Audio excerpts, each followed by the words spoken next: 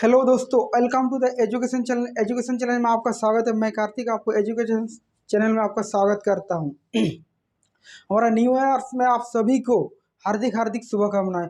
मैं जानता हूं कि आपको 2021 बहुत टफ गुजरा। मैं आशा करता हूं कि 2022 आपके लिए सबसे ज़्यादा बेहतरीन दिन हो, बेहतरीन साबित हो। इसी के साथ सभी दोस्तों को राधे राधे, राम राम। जितने सारे बहुत सारे स्टूडेंटों ने कोविड-19 के चलते घर में ही ऑनलाइन पढ़ाई कर रहे थे एंड बहुत सारा स्टूडेंटों को एग्जाम में बहुत सारा प्रॉब्लम फेस किया। इसी के चलते ऑनलाइन क्लास हमारा फिर से जारी रहेगा। इसी के साथ सभी दोस्तों को राधे राधे, राम राम। आइए हमारे चैप्टर के चलते हैं, यानी एटम्स एंड मॉलिक्यूल। एटम्स और मॉलिक्यूल हम लोग पढ़ाई कर चुके कि एटम्स सबसे पहले 500 ईस्वी पूर्व में महर्षि कणाद आया था। उसने एटम को इस प्रकार डिफाइन किया कि कोई भी पदार्थ हो उसको छोटे से छोटे डिवाइड करते जाएंगे तो एक स्मॉलेस्ट मिलेगा पदार्थ, एक स्मॉलेस्ट चीज बनेगा, एटम मिलेगा। उसी को नाम उसने परमाणु नाम रखा। फिर उसके बाद आया डेमोक्रेटिस एंड लुइसिपस, जो ग्रीक दार्शनिक थे। उसने भी इस प्रकार डिफाइन किया कि अगर किसी पदार्थ को हम लोग छोटे छोटे टुकड़ा करते जाएंगे तो उसको एक बार ऐसा आएगा कि उसको डिफाइन नहीं कर सकते, उसको और इंडिविजुअल माने अविभाज्य नहीं कर सकते। उसी को नाम दिया उसने एटम या एटोमस। फिर हमारा ये आया आपका डाल्टन, परमाणु मॉडल 1808 ईस्वी में उसने अपने परमाणु मॉडल दिया। उसने भी एटम को डिफाइन किया है कि छोटे छोटे पदार्थ हो जो उसको कभी डिवाइड नहीं कर सकते, स्मॉलेस्ट भाग को ही उसने परमाणु का नाम दिया।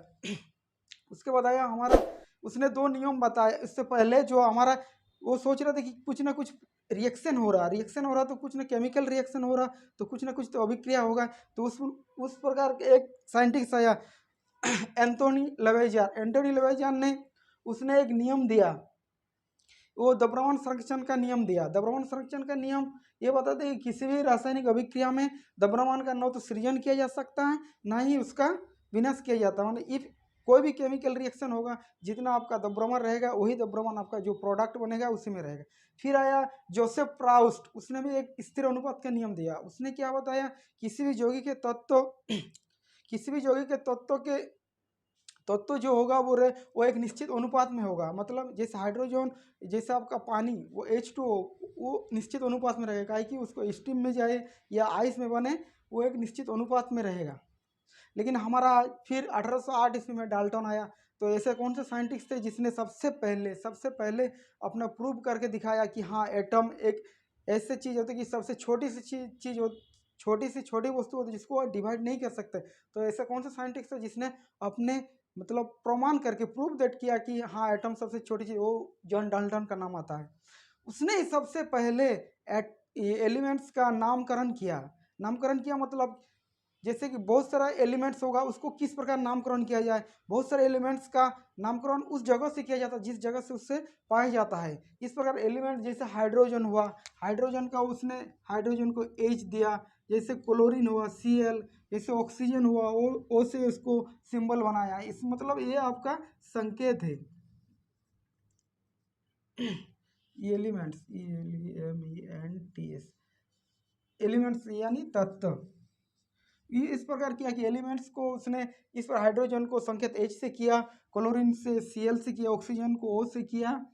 फिर आता आपका हीलियम को He से किया, कार्बन को C से किया। इस प्रकार उसने एटम को, मतलब इस प्रकार उसने एलिमेंट्स को नामकरण किया। मतलब पहले ऐसा कौन सा साइंटिस्ट है जिसने एलिमेंट्स के बारे में बताया और इस प्रकार का उसको संकेत होगा। जैसे हाइड्रोजन को H से, क्लोरीन को Cl से, ऑक्सीजन O से, H से हीलियम, कार्बन को C से, पोटेशियम को K से, जैसे सोडियम को Na से सोडियम, जैसे Na से सोडियम, पोटेशियम को आपका K से पोटेशियम को, इस लोहा को आयरन को Fe से यानी लोहा,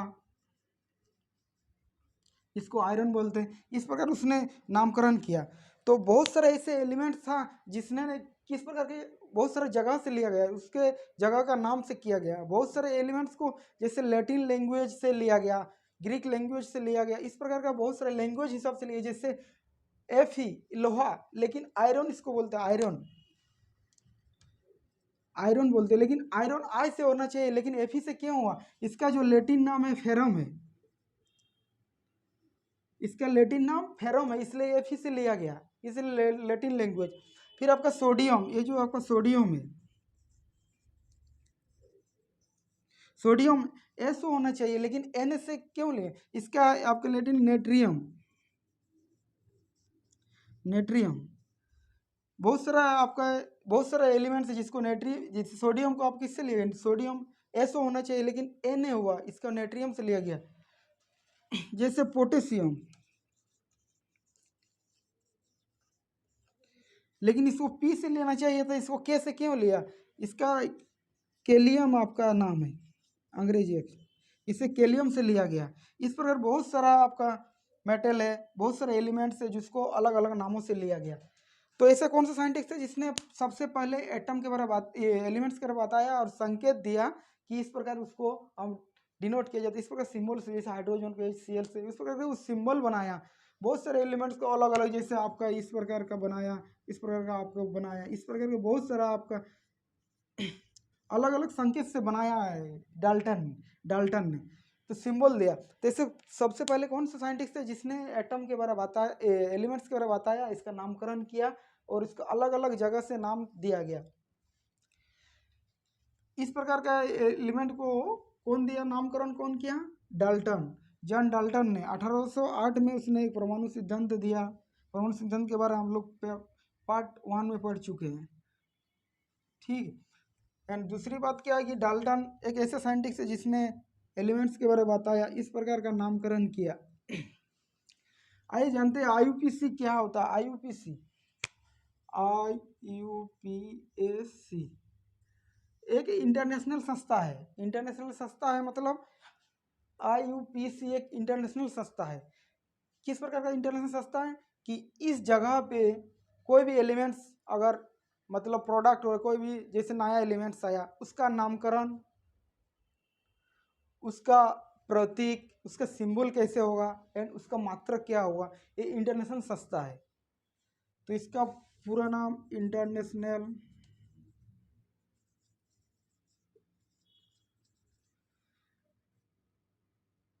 यूनिक पीस प्योर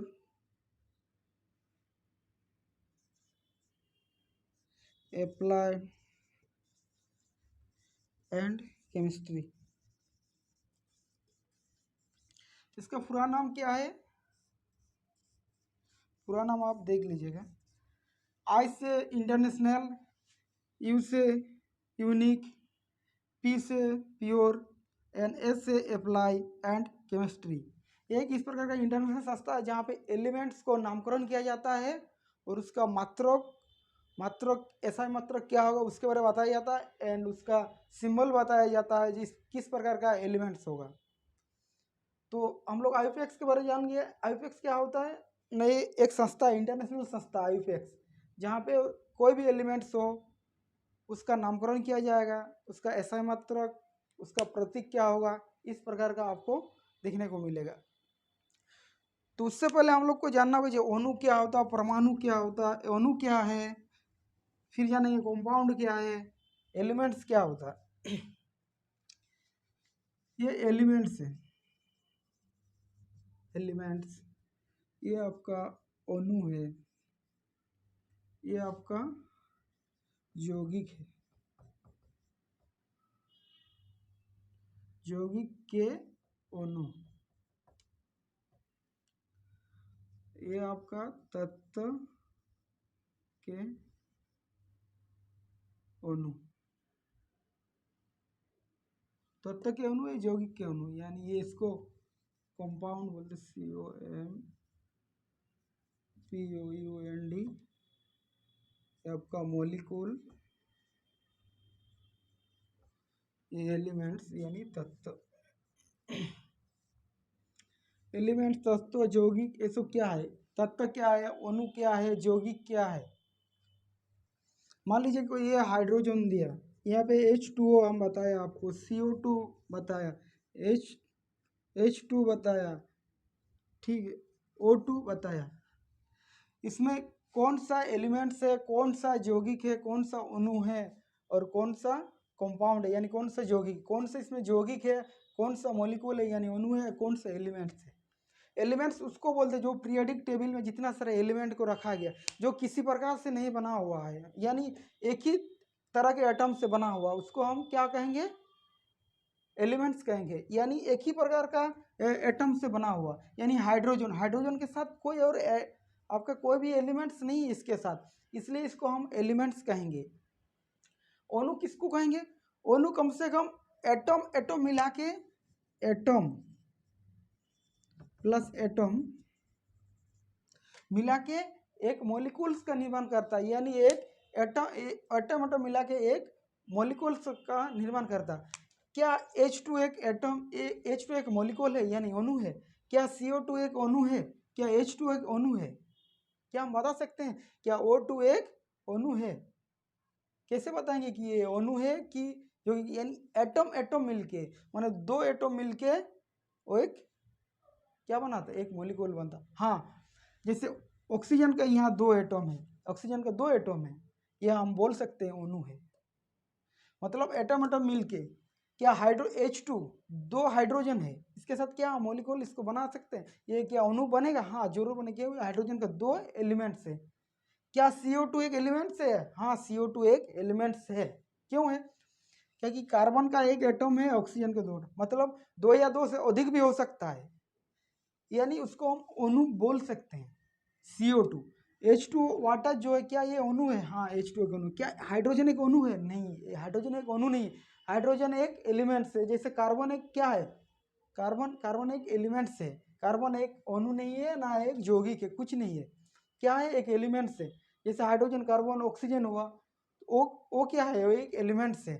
ये आपका C भी अणु नहीं होगा, यौगिक भी नहीं होगा, और ऑक्सीजन भी आपका अणु नहीं होगा एंड यौगिक भी नहीं, दोनों नहीं होगा। तो सबसे बड़ी बात क्या है, एलिमेंट्स का डिफिनेशन क्या, एलिमेंट्स वैसे पदार्थ जो किसी एक प्रकार के एटम से बना हो, यानी किसी प्रकार के नहीं हो, मतलब उसके साथ कोई नहीं।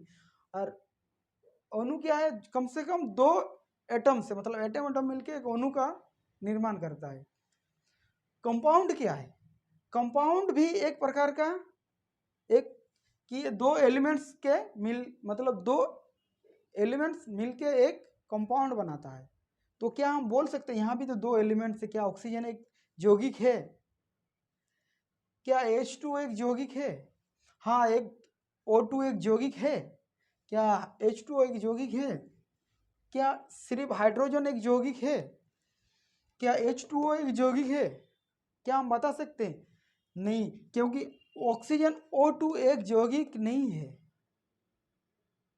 यौगिक का डेफिनेशन क्या है, मतलब अलग अलग एटम से बना हो, मतलब दो प्रकार का हो। जैसे कि ऑक्सीजन का सिर्फ O2, यानी ऑक्सीजन दो बार है, O एक बार, O दो बार है, यानी ऑक्सीजन का जो एटम है एक ही प्रकार के एटम से है, यानी दो ऑक्सीजन है, मान रहे हैं, मतलब इसको हम मॉलिक्यूल बोल सकते हैं, इसको हम यौगिक नहीं बोल सकते। क्यों? डिफरेंट टाइप्स ऑफ एलिमेंट होना चाहिए, वो भी दो प्रकार के। जैसे हाइड्रोजन, ये भी तो दो हाइड्रोजन है, इसको हम एलिमेंट, इसको हम यौगिक नहीं बोल सकते। क्यों नहीं बोल सकते? क्योंकि डिफरेंट टाइप्स ऑफ एलिमेंट्स नहीं है।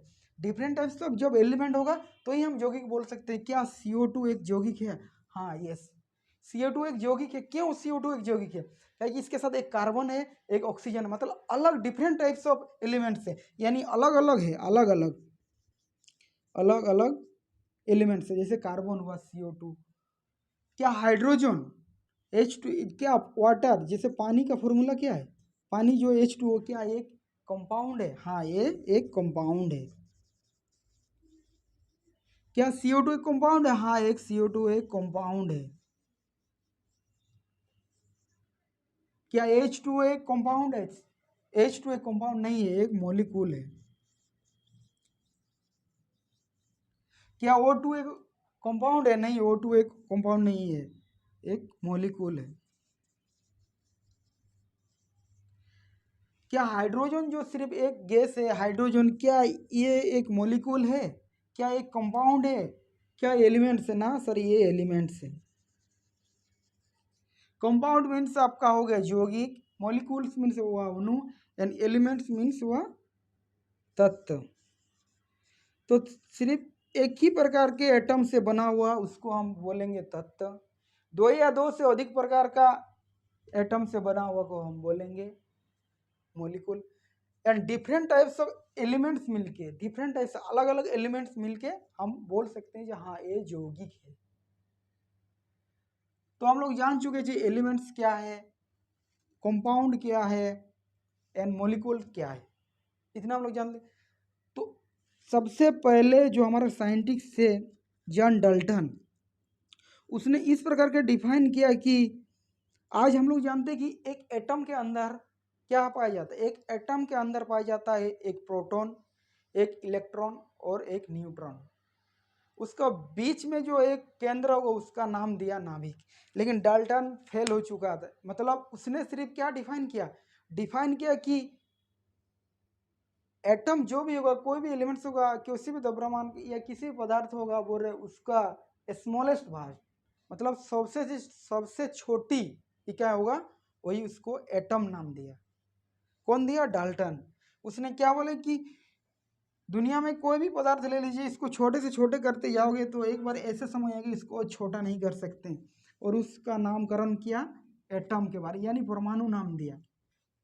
लेकिन उसके बाद जो भी साइंटिस्ट, बहुत सारा साइंटिस्ट आया, तो हमारा क्या है, परमाणु जो जॉन डाल्टन ने परमाणु के बारे में बताया, लेकिन वो फेल हो चुका है। आज हम लोग क्या जानते हैं कि ये मान लीजिए कोई एक एटम है, ये कोई एटम है, एटम, ये कोई एलिमेंट से कोई किसी का एटम है, उसने क्या बोला, इसको एक नाभिक नाम दिया। डाल्टन फेल हो चुका। आज हम लोग जानते हैं क्या कि मतलब कि एटम से भी और छोटा चीज पाया जाता है। क्या क्या छोटा, उसका जो पार्टिकल्स है उससे भी छोटा है, जैसे इलेक्ट्रॉन हुआ, प्रोटॉन हुआ, न्यूट्रॉन हुआ। तो हमारा नाभिक, इसका नाम दिया नाभिक, यानी न्यूक्लियस, नाभिक। ठीक है, इसको नाम दिया नाभिक। नाभिक में क्या पाया जाता है? प्रोटॉन प्लस न्यूट्रॉन, और बाहरी कक्ष में इलेक्ट्रॉन घूमता है। ये जो आपका इलेक्ट्रॉन है इस प्रकार घूम रहा है, बाहरी कक्ष में इलेक्ट्रॉन। तो क्या जॉन डाल्टन फेल हो चुका है। क्या फेल हो चुका है, मतलब उसका फेल क्यों हुआ? उसने सिर्फ डिफाइन किया कि उससे छोटा नहीं हो सकता है। लेकिन आज हम लोग को पता है कि एक एटम के अंदर क्या पाया जाता है, एक प्रोटॉन पाया जाता है, एक न्यूट्रॉन पाया जाता है, और बाहरी कक्ष में एक इलेक्ट्रॉन घूमता है, जो आपका परमाणु से भी छोटा है। समझ रहे, परमाणु से भी छोटा पाया जाता है। इसलिए जॉन डाल्टन फेल हो चुका। इसका सेकेंड जो चैप्टर हुआ, यानी एटॉमिक स्ट्रक्चर, जो हमारा परमाणु संरचना होगा, उसके बारे में कम से कम 7 साइंटिस्ट काम किया है। उसमें आपको मजा आ जाएगा पढ़ने में, पूरा कहानी बता दूंगा उसका, किस प्रकार का नाभिक का खोज हुआ, कौन प्रोटॉन का खोज किया, कौन न्यूट्रॉन का खोज किया, और कैसे खोज किया। जॉन आपका जॉन डाल्टन के बाद कौन है, जे थॉमसन आया, फिर रदरफोर्ड आया। इस प्रकार का 7 साइंटिस्ट है जिसने अलग अलग बताया। बोरबोरी रोल बताया कि बोरबोरी रोल क्या होता है, बोरबोरी मॉडल बताया कि किसी भी एटम के बाहरी कक्ष में कम से कम 8 इलेक्ट्रॉन होना चाहिए। तो हर एटम क्या चाहता है, मतलब परमाणु अस्तित्व में रह सकता है कि नहीं, परमाणु अस्तित्व में, परमाणु किस अस्तित्व रहता है। एक एटम क्या अस्तित्व में रह सकता है? एक एटम परमाणु किस अस्तित्व में रहता है? एक एटम परमाणु अस्तित्व में नहीं रह सकता है। क्यों नहीं रह सकता है? कि मान लीजिए ये कोई एक कार्बन का हम एटम ले लिया, ये मान लीजिए एक कार्बन है, इसको सी से डिनोट किया जाए, सी से संकेत। इसका इस प्रकार का है आपका संरचना C612। ये आपका परमाणु क्रमांक, ये आपका द्रव्यमान संख्या, ये आपका परमाणु क्रमांक, ये द्रव्यमान संख्या बोला जाता है। तो ये आपका स्ट्रक्चर है, कार्बन का स्ट्रक्चर क्या बोलता है कि इसका जो भी होगा है, मतलब ये जो एटम है कार्बन का, ये कार्बन का एटम क्या बोल रहा है कि इसका जो नीचे का जो भाग है, ये नीचे, ये इसको क्या बोला, सिर्फ हम लोग जान रहे हैं इतना, मतलब परमाणु क्रमांक, यानी इसको बोला कि परमाणु क्रमांक,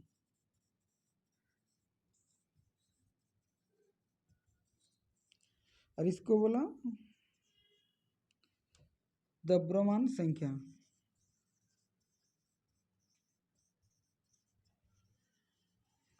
ये परमाणु क्रमांक, ये परमाणु क्रमांक मतलब कार्बन को 6 परमाणु, मतलब परमाणु जैसे कि आपका सीरियल होता है उस प्रकार का 6 नंबर में इसको रखा गया कार्बन को, और इसका द्रव्यमान संख्या 12 है।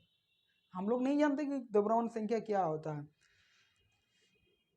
तो ये आपका प्रोटॉन की संख्या को ही आपका द्रव्यमान संख्या, किसी भी एटम के नाभिक में उपस्थित प्रोटॉन की संख्या को ही परमाणु क्रमांक बोलते हैं।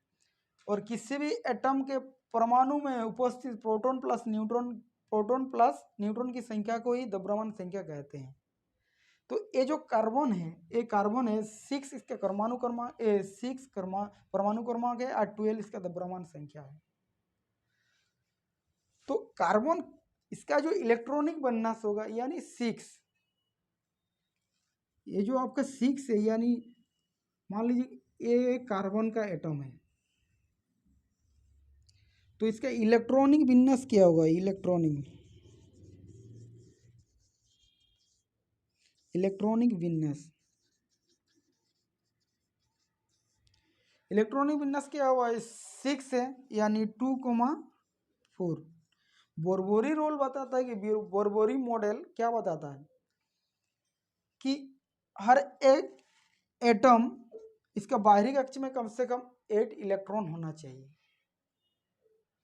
तो ये क्या करेगा, हर ये 2 है 4 है, यानी पहला कक्ष में 2 इलेक्ट्रॉन आएगा और आखिरी कक्ष में 4 इलेक्ट्रॉन आएगा,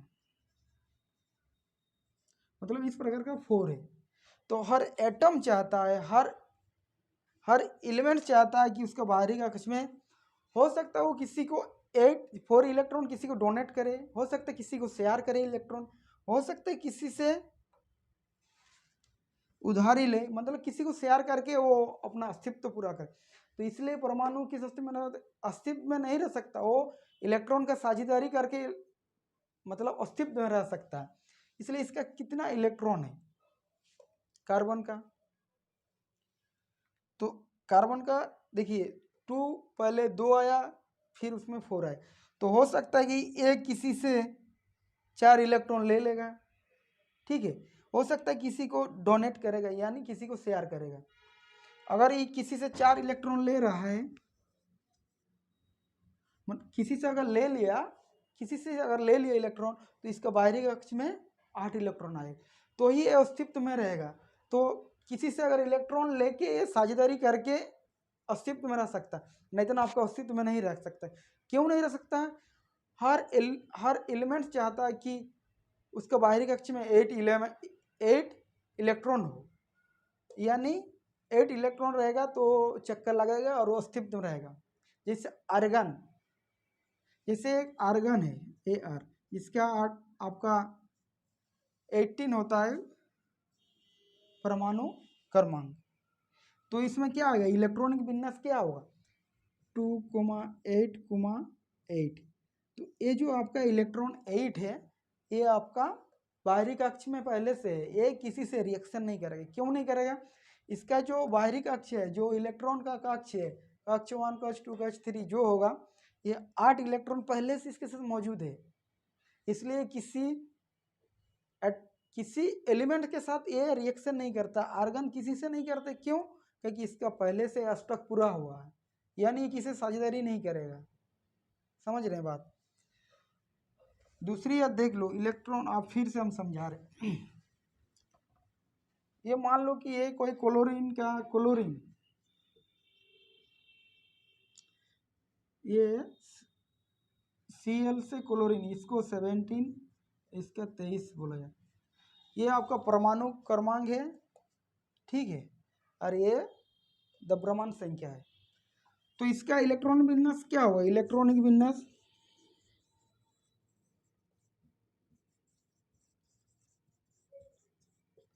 इलेक्ट्रॉन विन्यास 17 यानी 2,8,7, यानी 2 और 8 10 और 7 17।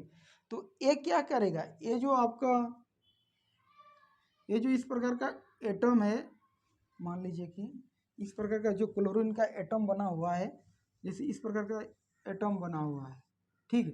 तो क्लोरीन क्या है? इसके अंदर में प्रोटॉन प्लस न्यूट्रॉन है। तो पहले कक्ष में 2 इलेक्ट्रॉन आएगा, दूसरा कक्ष में 8 इलेक्ट्रॉन आएगा। 1 2 3 4 5 6 7 8। और तीसरा कक्ष में 7 इलेक्ट्रॉन आएगा। 1 2 3 4 5 6 7। तो बोरबोरी मॉडल क्या बताता है? बोरबोरी मॉडल बताता है कि कोई भी इलेक्ट्रॉन तब तक अस्तित्व में रह सकता है जब वो किसी के साथ साझेदारी करे। तो इलेक्ट्रॉन का साझेदारी करे, हो सकता है कि वो शेयर करे किसी से, हो सकता है किसी को डोनेट करे, हो सकता है किसी से वो इलेक्ट्रॉन ले। तो यहाँ पे 7 इलेक्ट्रॉन है, मतलब और एक इलेक्ट्रॉन आना चाहिए उसके पास। तो हो सकता है किसी के साथ वो एक इलेक्ट्रॉन लेना चाहता है। हो सकता है वो किसी को 7 इलेक्ट्रॉन दे दे। 7 इलेक्ट्रॉन तो नहीं देगा, क्या कि इसका जो एनर्जी लेवल है, क्यों? क्योंकि 7 इलेक्ट्रॉन देना आसान है कि एक इलेक्ट्रॉन ग्रहण करना आसान है, एक इलेक्ट्रॉन करना आसान है। ठीक है, तो सोडियम मान लीजिए कि सोडियम Na होता है। सोडियम इसका क्या 11 23 है। ये जो परमाणु क्रमांक है द्रव्यमान संख्या है। तो इसके इलेक्ट्रॉन विन्यास क्या होगा? 2, 8, 2 और 8 10 और 11 1। तो ये सोडियम क्या करेगा? इलेक्ट्रॉन ये आपका इसके साथ क्लोरीन के साथ एक इलेक्ट्रॉन इसके साथ ले लेगा, मतलब एक क्लोरीन अपने से, मतलब इससे सोडियम से एक ले लेगा। तो सोडियम का क्या होगा? एक अगर इसको दे देता तो एक इसमें से हट जाएगा। ये अगर एक हट जाता तो इसका भी अष्टक पूरा हो रहा, यानी आखिरी कितना संख्या आ रहा है? आखिरी में 8, यानी इसका भी अष्टक पूरा हो रहा और ये इलेक्ट्रॉन लेके अपना स्टॉक पूरा कर रहा। तो क्या हुआ? NaCl, यानी सोडियम क्लोराइड बनाता है। सोडियम क्लोराइड क्यों बना है? इसका रीजन क्या? रीजन है कि सोडियम का जो इलेक्ट्रॉन बनना से, यानी ये जो परमाणु क्रमांक सोडियम को 11 नंबर पे रखा गया और इसका जो परमाणु, ये जो आपका परमाणु क्रमांक है, ये द्रव्यमान संख्या है। तो ये जो परमाणु क्रमांक 11 पे है, ये इलेक्ट्रॉन बनना इसी के हिसाब से दिया जाता है, यानी 2,8,1, यानी 2,8, ये थोड़ी 7 को खींच लेगा। यहाँ से 7 इलेक्ट्रॉन नहीं ले सकता है। क्यों नहीं ले सकता? इसका एनर्जी लेवल बहुत ही कम है और उसका एनर्जी लेवल बहुत ज़्यादा है। क्यों? इसका 7 इलेक्ट्रॉन है। 7 इलेक्ट्रॉन किसी को देना आसान है कि एक इलेक्ट्रॉन ग्रहण करना आसान है? एक इलेक्ट्रॉन ग्रहण करना है तो ये क्या सोडियम इसको दे देगा, क्लोरीन किसको देगा? क्लोरीन को, और क्लोरीन में आ जाएगा तो इसका अष्टक भी इसका पूरा होगा और फिर ये NaCl बना लेगा। यानी सोडियम क्लोराइड कैसे बनता है? सोडियम क्लोराइड का केमिकल फॉर्मूला क्या है? NaCl। आप जिंदगी भर रटोगे तो क्या NaCl करते रहोगे। एक्चुअली रियल में क्या हुआ इसके बारे में आपको जानना जरूरी है। समझ में आ रही है मेरी बात? तो आइए जानते हैं परमाणु द्रव्यमान क्या होता है। परमाणु यानी परमाणु द्रव्यमान, परमाणु में क्या क्या पाया जाता है उसी को द्रव्यमान कहा जाते हैं। परमाणु द्रव्यमान, परमाणु द्रव्यमान यानी एटॉमिक मास। मान लीजिए कि आप कोई मार्केट गए, आप किसी पर मार्केट गए, मार्केट में कुछ खरीदने के लिए, मान लीजिए कि ये ऑनियन खरीदा आप, फिर गार्लिक खरीदे, फिर आप पोटैटो खरीदे, ये 2 किलो, ये 1 kg, ये 5 kg। इस प्रकार आप मार्केट गए, ऑनियन खरीदे यानी प्याज खरीदे 2 किलो, गार्लिक यानी लहसुन आप 1 किलो खरीदे, यानी पोटैटो यानी आलू खरीदे 5 किलो। इस प्रकार मार्केट गए आप, आपको बोले कि टोटल द्रव्यमान कितना होगा, यानी टोटल मास कितना होगा, यानी इस थैला में जो आप इतना सारा लेके आए हैं तो इसको हम जोड़ेंगे तो ही तो हम बता पाएंगे कि हमारे पास कितना सामान है, यानी कितना किलो है। तो हम कैसे जोड़ेंगे? ये 2 और 1 3 3 5 8, यानी 8 किलो। तो हम बोल सकते हैं कि 8 किलो हमारा जो है मार्केट से हम जो सामान लिया ये हमारा टोटल मास है, यानी टोटल हमारा 8 किलो का सामान वस्तु हम खरीद के लाए। तो हम कैसे जानेंगे जिसका 8 किलो होगा? तो हम कैसे चलेंगे? हमारा पास ना ऑनियन 2 किलो था, गार्लिक कितना किलो था? 1 किलो था, पोटैटो कितना किलो था? 1 किलो था, 5 किलो था, तब ना हमारा 8 किलो हुआ। तो हम लोग जान सकते हैं कि कैसे हम जानेंगे कि हाँ ये द्रव्यमान परमाणु द्रव्यमान। तो परमाणु के उसके अंदर क्या क्या सामान है, तो एक एटम के अंदर क्या क्या हो सकता है, एक एटम के अंदर प्रोटॉन हो सकता है, एक इलेक्ट्रॉन हो सकता है, एक न्यूट्रॉन हो सकता है। ये आपका जो एटॉमिक स्ट्रक्चर जो इसका सेकेंड अध्याय होगा उसमें आपको पूरा कहानी बता दूंगा। दूसरी बात क्या है कि प्रोटॉन का खोज कैसे हुआ, इलेक्ट्रॉन का खोज कैसे हुआ, न्यूट्रॉन का खोज कैसे, उसके बारे में बताऊँ। तो एक एटम के अंदर क्या क्या पाया जाता है, एक प्रोटॉन पाया जाता है, एक इलेक्ट्रॉन पाया जाता है, एक न्यूट्रॉन पाया जाता है। तो क्या हम उस प्रोटॉन, न्यूट्रॉन और इलेक्ट्रॉन का मास, क्या हम इलेक्ट्रॉन, प्रोटॉन और न्यूट्रॉन का मास को जोड़ लेते हैं इसका इसी तरह, तो हमारा जो मास आएगा परमाणु, आपका जो परमाणु द्रव्यमान निकल जाएगा। यही तो बोल रहा है। तो फिर हम लोग इलेक्ट्रॉन, प्रोटॉन और न्यूट्रॉन का मास को जोड़ते हैं तो हम लोग जान पाएंगे कि हाँ इसके अंदर क्या कितना क्वांटिटी का द्रव्यमान होगा। तो मान लीजिए कि ये कोई एक एटम है, ये कोई एक एटम है, ये प्रोटॉन प्लस न्यूट्रॉन, ये इलेक्ट्रॉन है, ये इलेक्ट्रॉन घूम रहा है, ठीक। मान लिया ये कार्बन का, हम एक कार्बन का एक एटम लिया, ये कोई एक कार्बन का था, इसमें से एक छोटा सा हम एटम उठाया, छोटा सा उठाया, छोटा छोटा तो एटम से बना हुआ है कार्बन, यहाँ से एक कार्बन उठाया, तो एक छोटा सा उठाया, तो इसमें हम बढ़ा करके आपको दिखा रहे, तो इसके नाभिक में क्या रहता है, प्रोटॉन प्लस न्यूट्रॉन और इलेक्ट्रॉन। तो क्या हम बता सकते हैं कि इसका जो एक कार्बन का परमाणु द्रव्यमान क्या होगा, एक कार्बन का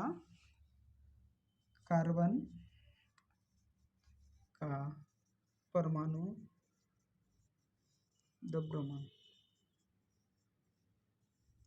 यानी एक कार्बन था C, इसका परमाणु क्रमांक 6 है और परमाणु संख्या, द्रव्यमान संख्या आपका 12 है। यही आपका स्ट्रक्चर है किसका, कार्बन का।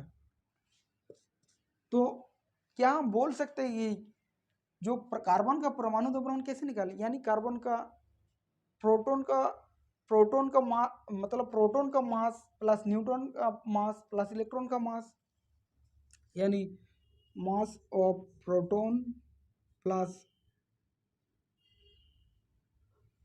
यानी कार्बन का 6 है, तो आपका 6 होगा, 6 क्या हो, mass of proton, 6 mass of electron, mass of neutron and 6 mass of electron. अगर हम 6 जो कार्बन है, ये जो आपका इलेक्ट्रॉन बना हुआ है, ये जो एटम बना हुआ है 6 कार्बन का बना हुआ है, तो हम क्या इसको जोड़ सकते हैं, 6 कार्बन का परमाणु की संख्या, मतलब आपके 6 जो है प्रोटॉन की संख्या, न्यूट्रॉन की संख्या और इलेक्ट्रॉन की संख्या, ये जो m है ये मास है, मतलब कार्बन का 6 परमाणु का, न्यूट्रॉन की संख्या, इसका जो द्रव्यमान, इसका द्रव्यमान संख्या, इसका भी द्रव्यमान, प्रोटॉन की द्रव्यमान संख्या, न्यूट्रॉन की द्रव्यमान संख्या और इलेक्ट्रॉन की द्रव्यमान संख्या को हम जोड़ते हैं तो हमारा परमाणु द्रव्यमान आ सकता है। जिस प्रकार हम लोग उससे किया उसी प्रकार। तो हम लोग याद रखें, एक प्रोटॉन, जो प्रोटॉन का मास क्या होता है, 1.73 10⁻⁻⁻⁷ kg। एक न्यूट्रॉन का मास क्या होता है, 1.73 10⁻⁻⁷ kg। और एक इलेक्ट्रॉन का मास क्या होता है, 9.3 × 10⁻31 kg। ये आपका एक प्रोटॉन का मास है, एक प्रोटॉन का मास है इतना किलो है, 1.73 10⁻⁻⁷ kg। एंड न्यूट्रॉन का मास है कि 1.73 × 10⁻27 kg। एंड एक इलेक्ट्रॉन का मास है 9.3 × 10⁻31 kg। यानी प्रोटॉन और न्यूट्रॉन का मास अगर देखा जाए तो सेम टू सेम है, हो सकता है 3 to 1 कम बेसी होगा, लेकिन इसको प्रोटॉन और न्यूट्रॉन का मास सेम टू सेम है। प्रोटॉन और न्यूट्रॉन का mass same to same, electron का 9.3 kg है। तो हम लिख सकते हैं कि प्रोटॉन की संख्या प्लस न्यूट्रॉन की संख्या, मान लीजिए कि ये 1.73 है, ये भी 173, तो इसमें लिख सकते हैं कि 6 6 6 6 क्या हुआ इसका, 6 6 12 मास ऑफ प्रोटॉन। क्या लिख सकते हैं 6 6 12 मास ऑफ प्रोटॉन? क्यों नहीं लिख सकते? ये जो न्यूट्रॉन आपका, ये जो न्यूट्रॉन है और प्रोटॉन का मास सेम टू सेम, तो हम 6 6 12 और इसको प्रोटॉन का एक संख्या लिख सकते हैं, मास ऑफ प्रोटॉन यानी 1.73 10⁻27 kg लिख सकते हैं। प्लस एक इलेक्ट्रॉन है, ये 6 electron mass of the proton. मान लीजिए कि ये 9.3 यानी 1836, ये जो प्रोटॉन है ये 1836 गुना है इलेक्ट्रॉन से ज़्यादा। 1836 यानी एक इलेक्ट्रॉन होगा तो प्रोटॉन की 1836 होगा। तो हम इसको जीरो मान सकते या नेगलेक्ट मान सकते? क्यों मान नहीं सकते? क्योंकि इसका जो मान होगा, इसका जो इतना किलो 1836 गुना कम है, यानी प्रोटॉन का मास से मतलब इससे 1836 गुना ज़्यादा है प्रोटॉन की संख्या। प्रोटॉन का मास जो होगा 1836, इसलिए हम एक इसको नेगलेक्ट या जीरो मान सकते हैं। नहीं समझ में आया? इधर आप इधर देखो, मान लीजिए कि किसी के पास 5 लाख रुपया है, 5 लाख रुपया है। मान लीजिए कि किसी के पास 5 लाख रुपया है। अब मान लीजिए कि आप किसी को 1 रुपया दे दिया या किसी से 1 रुपया ले लिया, तो इसमें कोई फर्क पड़ेगा?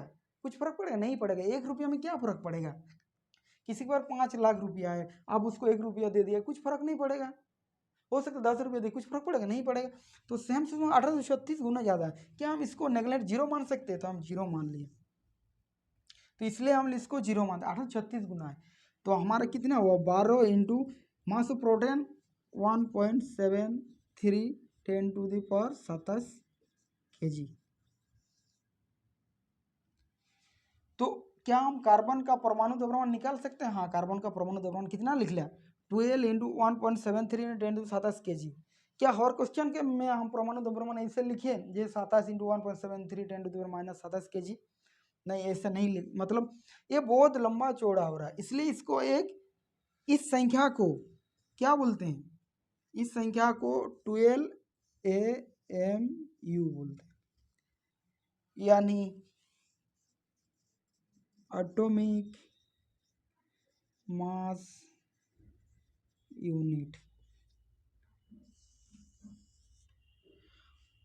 12 AMU यानी एटॉमिक मास यूनिट, यानी 1.73 10⁻27 kg को हम लिख सकते हैं 12 AMU, यानी 12 MU, यही इसका परमाणु द्रव्यमान हुआ। जिस प्रकार हम लोग केजी में कर रहे थे उसको, इस प्रकार आपका 12 MU में एटॉमिक मास यूनिट। तो हम लोग को पता चल गया क्या जो भी होता है आपका कार्बन का जो द्रव्यमान संख्या होता है उसी को उसका क्या सर हम ऐसे करके लिखेंगे, हर बार करते रहेंगे? नहीं, आपको क्वेश्चन में ऐसा नहीं करना है। क्यों नहीं करना है? क्योंकि हर क्वेश्चन एक टू निकालने बोलेगा तो प्रोटॉन की संख्या बाट मैं आपको समझा रहा हूँ, ये 12 आया कहाँ से? समझ रहे? 12 कहाँ से आया? 12 MU।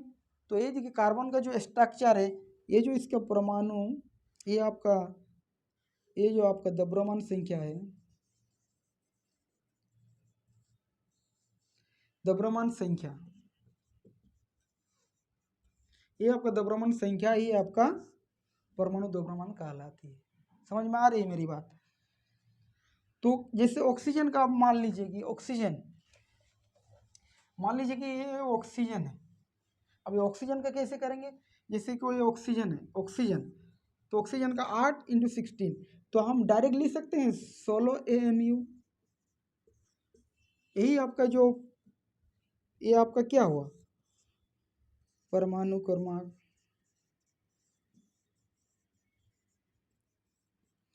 ये आपका द्रव्यमान संख्या।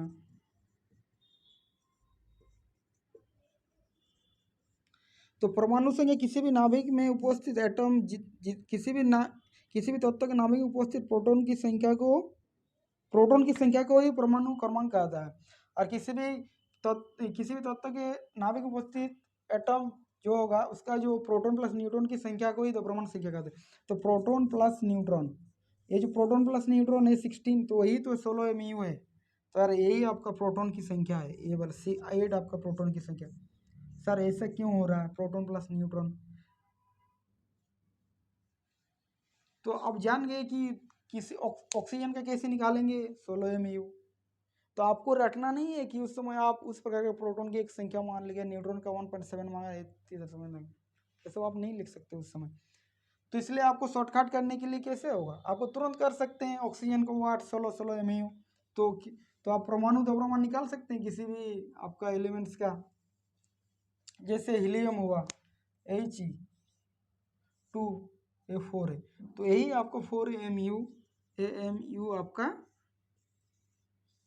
क्या है, 4mu इसका परमाणु द्रव्यमान है, परमाणु द्रव्यमान है।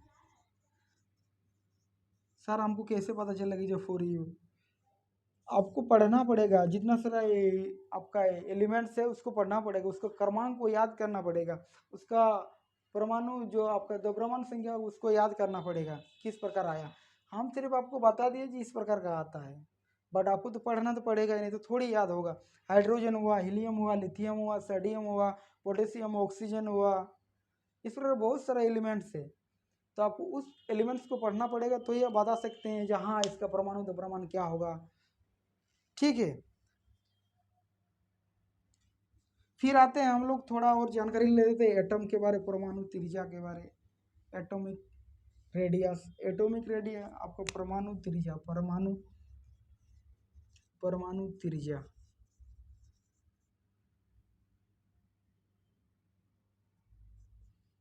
परमाणु त्रिज्या क्या होता है, यानी परमाणु त्रिज्या मतलब आप एटम के अंदर कुछ न कुछ आपका तो मिलने वाला है, एटम है, एटम के अंदर क्या पाया जाता है, परमाणु मिलेगा, परमाणु में तो रेडियस तो होगा, उसका परमाणु त्रिज्या क्या है, 10⁹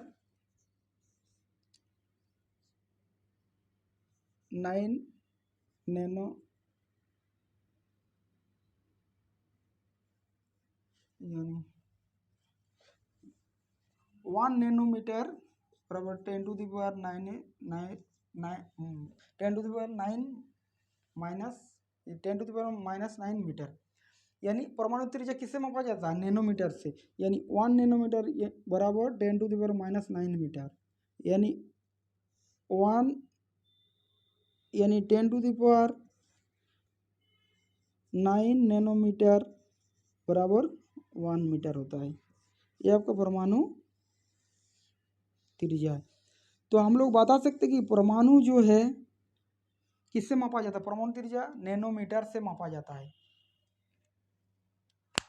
क्या हम परमाणु को देख सकते हैं, नहीं, परमाणु को हम देख नहीं सकते हैं, बहुत ही छोटे छोटे पार्टिकल्स होता है। अगर लाखों पार्टिकल्स मिलते हैं, लाखों पार्टिकल्स एक के ऊपर एक के ऊपर एक के ऊपर परमाणु अगर हम लोग लाखों मिलाते हैं, तो आपका जिस प्रकार कॉफ़ी या पेपर आप देख चुके हैं अपना किताब का एक पन्ना जैसे शो करेगा, तो इतना लाखों लाखों एटम मिलके एक एटम का यानी परमाणु आपको मतलब दिखा देगा। तो इसलिए बहुत ही छोटी पार्टिकल से बना हुआ, बहुत ही छोटा छोटा पार्टिकल आपको दिखाई नहीं देगा। तो हम लोग एटम के बारे और परमाणु एटम मॉलिक्यूल्स के बारे जानकारी हमको मिले। फिर इसका तीसरा चैप्टर में आपको उसके बाद बता दूंगा मोलर मास क्या होता है, एंड केमिकल रिएक्शन जो रासायनिक अभिक्रिया हो रहा है उसके बारे में बताऊंगा, और रासायनिक सूत्रों कैसे लिखेंगे उसके बारे में बता दूंगा। एंड जितना सारा क्वेश्चन होगा वो तो आप अपने से कर सकते हैं, छोटे छोटे जो भी रहेगा, बट आपको समझना जरूरी है। आप लोग बेसिक नॉलेज नहीं लेंगे तो आप कुछ कर नहीं सकते हैं। जिस प्रकार का परमाणु त्रिज्या हुआ, परमाणु क्या है, एटम क्या है, क्योंकि ये केमिस्ट्री है, केमिस्ट्री समझना बहुत मुश्किल होता है, समझ रहे। तो हम आपको उस प्रकार समझा रहे हैं कि हाई लेवल पे भी आपको काम है, ये नहीं कि हम कुछ भी बोल दिया आपको रट लिया। 1836 क्या होता है, 1836 उस प्रकार का है जो आपको बता देगा। 1836 गुना प्रोटोन की संख्या है 1836, यानी एक इलेक्ट्रॉन होगा तो 1836 गुना, इसलिए इसको हम लोग जीरो मानते हैं, नेगलेक्ट मानते हैं। क्यों मानते हैं, इस प्रकार का आपको आप निकाल सकते हैं परमाणु द्रव्यमान। तो आज का बात यही तक, सभी दोस्तों को राधे राधे राम। अगर वीडियो अच्छा लगे तो ज़्यादा से ज़्यादा शेयर करें और सब्सक्राइब करें। Thank you so much my dear friend, फिर मिलते हैं सेम टाइम सेम जगह। राधे राधे।